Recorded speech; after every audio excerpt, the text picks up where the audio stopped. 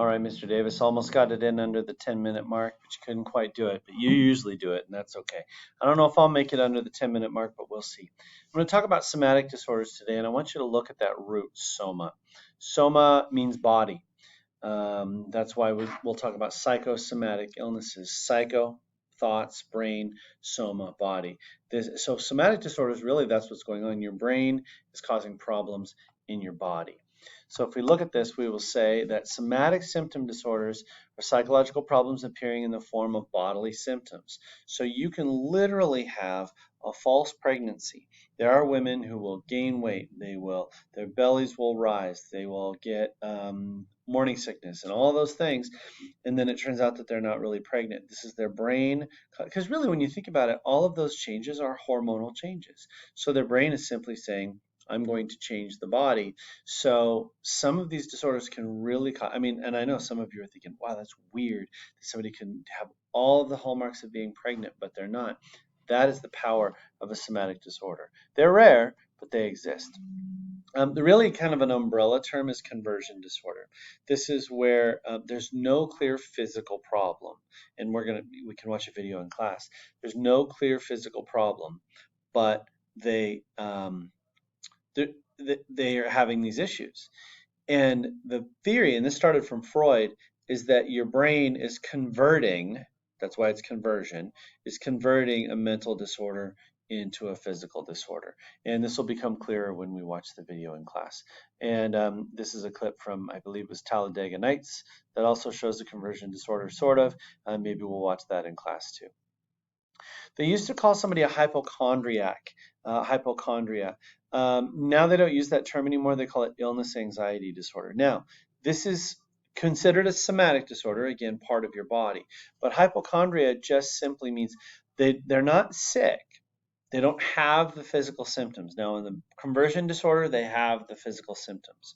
But in illness anxiety disorder, what gets in the way of their life is their fear of being sick. So they will go to the doctor a whole bunch of times. They will not go out because they think that they're sick, or they think that they're getting sick, and they think they have this disease and that disease, and it gets in the way. They don't have the symptoms, but they're so afraid. They have such an anxiety over having an illness that it gets in the way of their lives. And that is what a hypochondriac is. Another somatic disorder is called factitious disorder. This is acting as if you have an illness. Really, I want you to think of it as fictitious. You are deliberately causing these symptoms. Now, here's the thing that I want you to think about, though, because we're going to get to this in a minute. You can actually cause your own symptoms, so deliberately producing symptoms. So let's say, and you might not even kind of realize that you're doing it, but let's say you want to give yourself a stomach ache, so you are drinking bleach or something like that.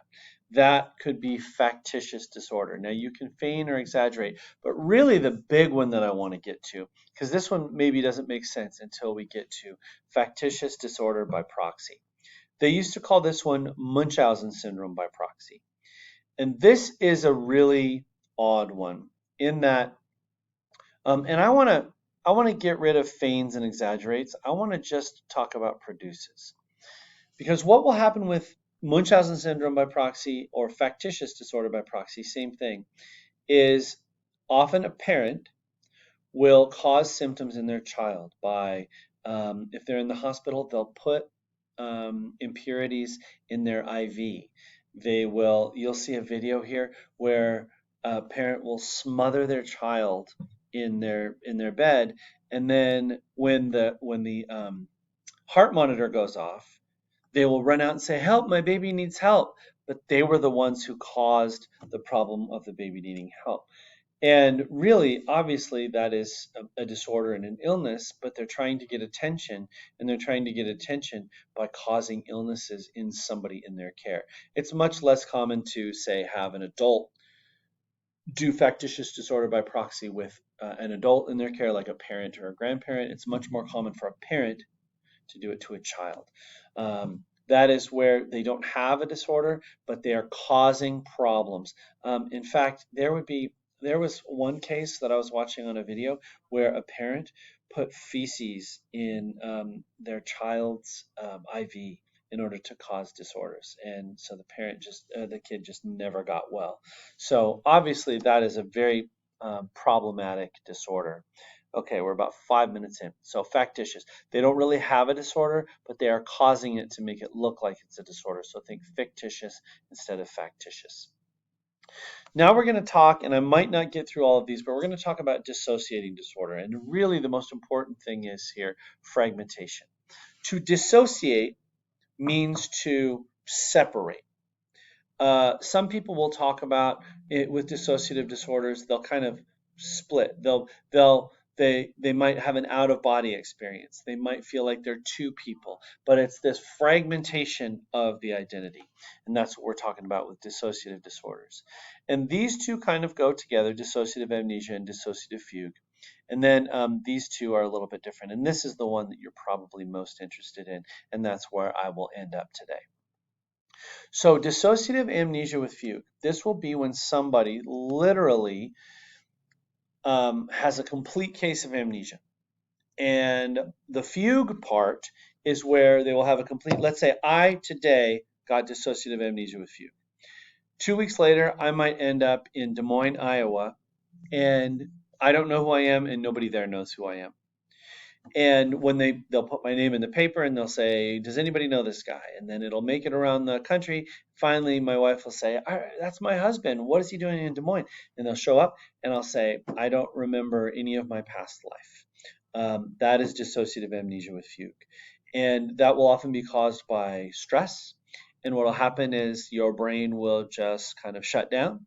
And you will have a non-physical, again, this is a somatic disorder, so this is a non-physical problem with amnesia. You can get amnesia from getting hit in the head and brain diseases and things like that, but this is just stress causing you to have often complete amnesia, have no recollection of who you are, and the fugue part is where you leave town. You end up somewhere else and nobody knows who you are. Depersonalization disorder is not one that is super common. It's feeling like you're having kind of an out-of-body experience all the time. So you feel like your brain and your body are separate. So they call it depersonalization or derealization.